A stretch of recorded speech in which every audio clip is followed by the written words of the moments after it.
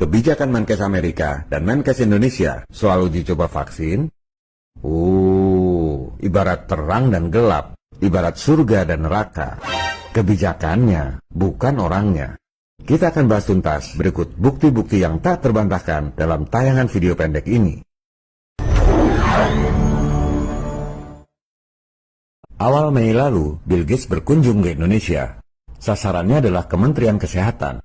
Taktik kuno, kasih puji-pujian dulu, biar Menkesnya GR. Abis itu, kasih donasi buat program MBG, makan bergizi gratis. Doro Tuan Bill Gates kasih instruksi ke Menkes agar rakyat Indonesia jadi ajang uji coba vaksin TBC. Padahal, Doro Bill Gates kasih perintah ke Menkes RI karena Menkes Amerika sedang memperketat dan mempersulit uji coba vaksin.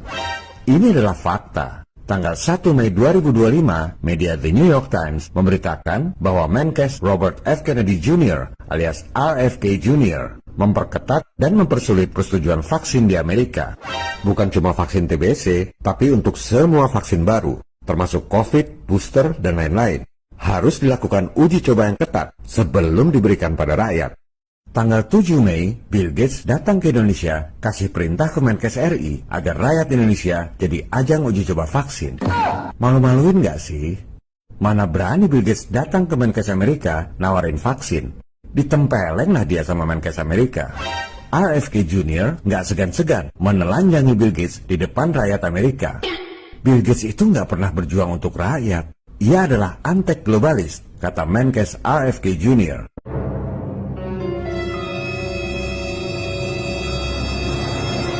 Halo, para pejabat di Indonesia, para dosen, para awak media.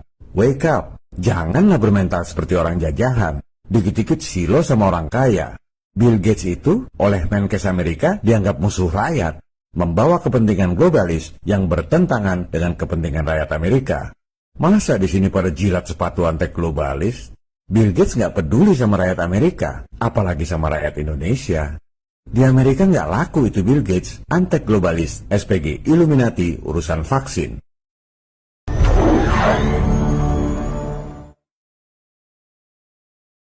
Keluarga Kennedy dikenal sebagai aktivis yang idealis dan berani berkorban nyawa untuk sesuatu yang mereka percaya dan perjuangkan. Oleh sebab itulah, paman sang Menkes, yakni Presiden JFK, dibunuh secara tragis. Ayah sang Menkes, Senator dan Jaksa Agung RFK Sr., juga dibunuh secara tragis. Kematian tragis ayah dan pamannya itu membuat RFK Jr. menyadari bahwa ada kekuatan yang jauh lebih besar dari Presiden dan Jaksa Agung negara adikuasa.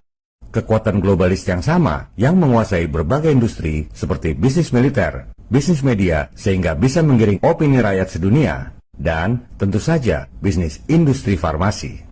Nggak ada media mainstream yang memberitakan bahwa industri farmasi dunia itu pendapatannya 11.200 triliun rupiah. 1,5 kali dari total utang Republik Indonesia dari tahun 45 sampai 2025.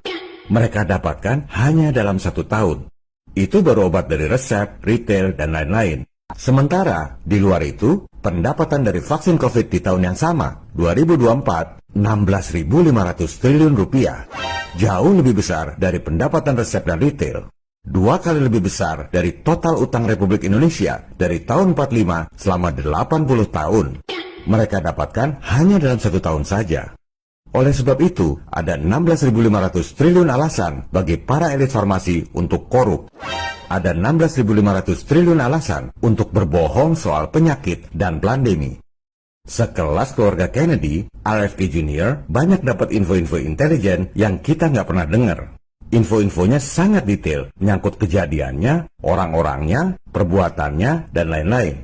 Makanya waktu dia tulis buku bestseller, menelanjangi korupnya Anthony Fauci, Bill Gates, dan raksasa farmasi, RFK dengan berani menuding bahwa Bill Gates membunuh anak-anak lewat vaksin.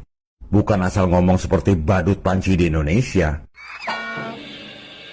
RFK ini nulis buku berikut bukti-buktinya secara detail dan jadi bestseller di Amazon, New York Times, Wall Street Journal, dan USA Today.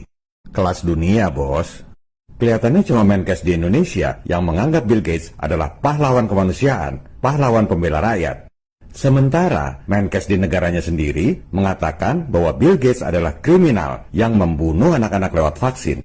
Dan faktanya, Bill Gates nggak bisa membantah atau menggugat balik, karena akan makin hancur dia ditelanjangi di pengadilan. Berikut adalah artikel di mana para ahli dari WHO menjelaskan bahwa vaksin TBC sudah 100 tahun dikembangkan, belum berhasil juga, dan harus uji coba terus. Halo, ini sudah 100 tahun vaksin TBC nggak kelar-kelar juga. Menurut expert WHO sendiri, memang vaksin itu butuh waktu puluhan tahun buat berhasil. Berarti vaksin COVID yang kemarin seolah-olah instan itu tipu dong. Kan harusnya butuh waktu puluhan tahun. Verywell Health juga menjelaskan bahwa vaksin TBC digunakan pertama kali tahun 1920-an, 100 tahun yang lalu. 10 tahun kemudian, tahun 1930-an di Jerman, 73 bayi tewas dari 251 anak yang divaksin. Halo, hampir 30% yang divaksin TBC tewas, bayi pula. Ini bahkan jadi kasus kriminal di mana penyelenggaranya dipenjara. Dan ini mengakibatkan timbulnya ketidakpercayaan pada vaksin. Jadi ketidakpercayaan itu ada sebabnya, cuma nggak diberitakan oleh media, nggak diajarkan di sekolah, dan nggak diumumkan oleh Kementerian Kesehatan. Seolah-olah vaksin itu selalu aman. Makanya para globalis nggak mau lagi uji coba di Eropa. Disuruhlah negara-negara miskin jadi kelinci percobaan. Dan Menkes kita ini entah nggak ngerti, sengaja, atau nggak peduli mengorbankan rakyat Indonesia.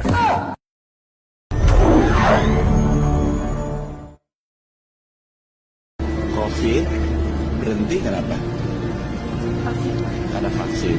Jadi buat teman-teman ya, semua penyakit menular yang pernah menyerang kita secara drastis seperti cacar, COVID itu bisa berhenti karena ada vaksin. Bener nggak omongan Menkes bahwa COVID berhenti karena vaksin? Padahal WHO sendiri bilang vaksin tak akan menghentikan pandemi. Lebih parah lagi, The National Library of Medicine mengatakan vaksin bahkan tak bisa memperlambat evolusi virus SARS-CoV-2. Berarti omongan bahwa pandemi berhenti karena vaksin ngawur dong. Bertentangan dengan omongan bos-bos kesehatannya sendiri. Ini baru pemanasan, sekalian kita bongkar. Silakan Anda buka data COVID di WHO, kitab sucinya para ahli kesehatan. Indonesia katanya 75% penduduknya divaksin, yang tercatat di sertifikat. Soal divaksin benar apa enggak ya kita nggak tahu. Kemudian kita ambil yang paling rendah tingkat vaksinasinya, Papua Nugini dan Yaman. Masing-masing cuma 4% penduduk yang divaksin. Itu sudah yang paling rendah. Kita catat ya, menurut WHO, Indonesia 75% penduduk divaksin, Papua Nugini dan Yaman masing-masing cuma 4% penduduk. Anda bandingkan dengan data dari Worldometer yang mengutip dari PBB Geoskim. Indonesia yang 75% penduduknya katanya divaksin, tingkat kematian COVID-nya 581 orang per 1 juta penduduk. Sementara Papua Nugini dan Yaman yang masing-masing cuma 4% penduduknya divaksin, tingkat kematian COVID-nya masing-masing 72 dan 69 orang per 1 juta penduduk. Terus, buat apa divaksin? Buat memperkaya industri farmasi doang kan jadinya? Faktanya, yang nggak divaksin, tingkat kematian COVID-nya lebih rendah. Tingkat kematian COVID di Indonesia 8 kali lebih banyak atau 800% dari tingkat kematian COVID di negara-negara yang hampir tidak divaksin. Berarti, statement Menkes bahwa COVID berhenti karena vaksin double skakmat dong ngawurnya. Tidak sesuai fakta dan data. Dan saya belum selesai main catur. Silakan Anda buka data dari The World Bank Group. Death rate crude per 1000 penduduk.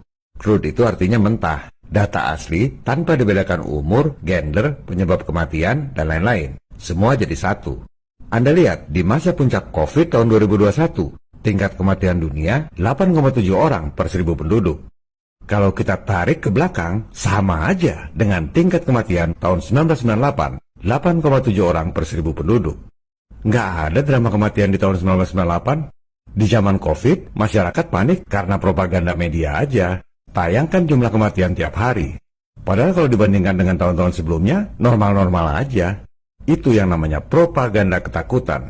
Jadi, statement Menkes bahwa COVID berhenti karena vaksin, seolah-olah COVID itu bencana kematian bagi dunia adalah ngawur. Cuma opini dia doang, tanpa fakta dan data. 3 menit aja udah 3 kali skakmat.